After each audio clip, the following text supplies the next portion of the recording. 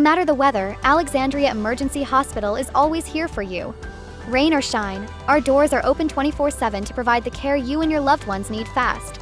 Every second counts, and Alexandria Emergency Hospital is here to help you through any storm. In the event of a water damage emergency, call PuroClean of Cenla.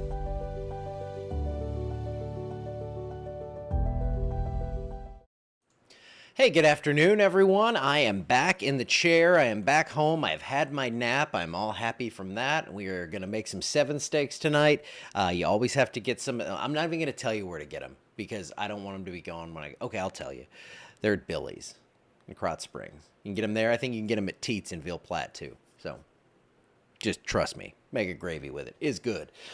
So we are back home. Ate plenty of good stuff in New Orleans. Had a great time at the Farm Bureau convention. We actually, our Rapides Parish Farm Bureau queen, she was in the top 10, and the winner was from Grant Parish. So Cenla was well represented, and yeah, it was a fun time. Got to hang out with some friends. It's kind of like a family reunion every year. Everybody gets together, and we get together with our family and friends, and then go and see all the ones from Farm Bureau. Great people, great organization. If you want to become a member of Farm Bureau, Louisiana Farm Bureau, go visit the Louisiana Farm Bureau website, and they'll show you how to do it. Lots of little benefits you can get and all that kind of stuff. Plus, it helps the ag community and helps us foster the ag leaders of the future, because as they were saying here a lot this weekend, the average age of a farmer, 57 years old. That is the oldest average age for any profession. So we need the youth to get involved, and we really had some encouragement on that end with a lot of good young people there. Hey, Mama, how you doing? Hey, Miss Linda, how you doing? Now we'll talk weather. Toledo Bend with some creepy looking skies out there, but not too bad. That's just the high clouds after the storms.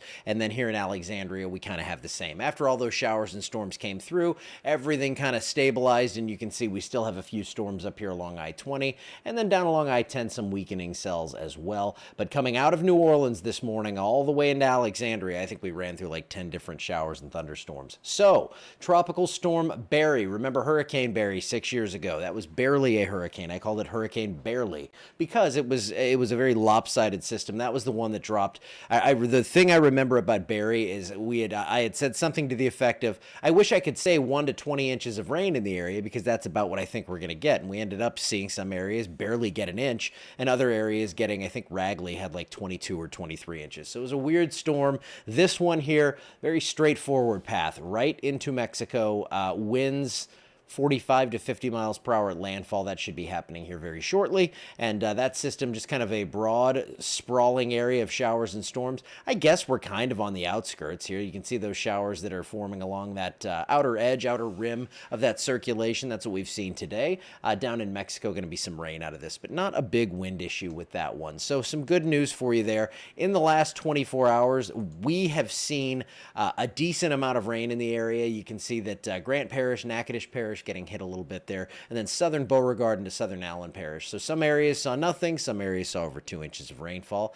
'Tis the summer in Louisiana. Right now, I'll take this any day in the summer in Louisiana. 84 degrees here, up north along I-20, low to mid-90s, where those showers and storms have not arrived. In Natchitoches, 77 glorious degrees. Only one more day tomorrow here in June, then we're into July. After that, it's August, then September gets here, and by the time you know it, it's Halloween, and we get our first cold front. So showers and thunderstorms today, for the most part, have come through. Those gusty winds have come along with it.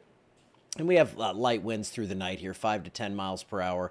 And yeah, so the rain showers and thunderstorms kind of varying in coverage around the area. Tomorrow we'll see a southwesterly breeze at about 10 to 15 miles per hour. Scattered storms this evening. Most of us have seen those already. So I would say that if you're not seeing rain right now, things are looking pretty good for you. And Futurecast will bear that out quite well here. Showers and thunderstorms, they die out. We get a new round tomorrow. It's not going to be as impressive tomorrow, but by 4 or 5 o'clock, we'll get a few storms up in the area. And then if you're headed down south, some showers and thunderstorms as well. After that, sun goes down, storms go away. You get it. That's the way it rolls here this time of year. And there is no real severe threat, though. Again, we could possibly see that one storm, that one rogue storm go severe. We have an area of concern out here. This is the one I started talking about even before I left several days ago, just kind of how the moisture was pooling in the northern Gulf. Could something form here? Yeah, yesterday the GFS was pretty hot on this, and some of the European model guidance was suggesting something could form here.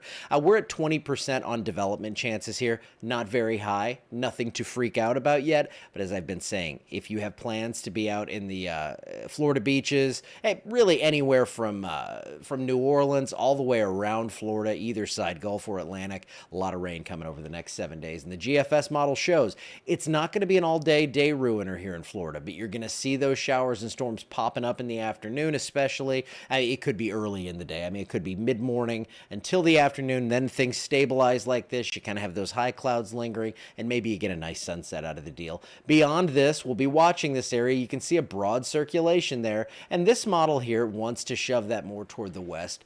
It doesn't look like whatever forms, if anything forms, would be that strong, but it's something we're going to keep an eye on. I'm going to let you know what's going on with it. You know how that goes. Low to mid 90s for the next 7 days. Hot, humid, scattered storms, more isolated toward the weekend. So, hey, if you're from Panama City and you're coming up here to Alexandria, well, your forecast looks good. Unfortunately, it's the other way around for most. You head to the south toward the beaches as opposed to coming up here. But you know what? They should come up here. We got something to offer, I think. They can hang out and enjoy our wonderful restaurants and our good people. We've got a lot going for us around here, right? Yeah, that's right. Mid 70s at night for lows, and then we keep it going for the next 7 days. Oops, I flipped that one in the wrong spot. There's your rainfall estimate for the next 5 days. The 7-day map was glitchy, but you can see those heavier rainfalls down to the southeast where we are going to see that possible tropical influence. And then we have the temperature outlook from July 7th to the 13th.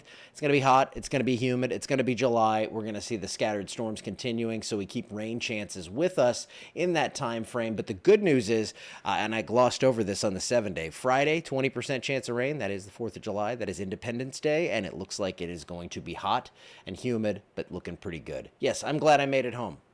We're back. Now, I do have, because what I do, just so you know, it's going to seem like I'm going everywhere over the next few weeks. Yeah, from June 1st until like July 20th-ish, I try to jam in a lot of little trips. So we did our little trip out to Toledo Bend. We did the Farm Bureau thing to New Orleans. I'm going to Grand Isle with my in-laws, my father-in-law, my brother-in-law, and some of the nephews. We're going fishing down there on July 7th to the 10th. And then I'm going to fly out, go pick up my mom, go to my uncle's birthday party, fly back down with her, and then take her up to Memphis, because I'm trying to basically get everything squeezed in between severe weather season and when hurricane season really ramps up. And there's about a 2-month window here for that.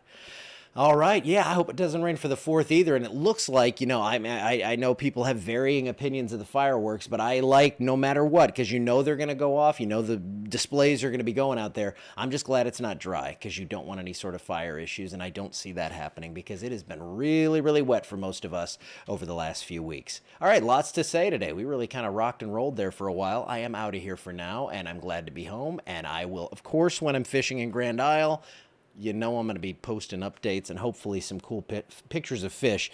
Yeah, you never know what you're going to catch down there. Maybe we'll catch a big old bull shark. I will see you back here in the morning, back on the normal schedule for at least the next week or so. And I hope you have a great day, great evening, and I will see you bright and early tomorrow.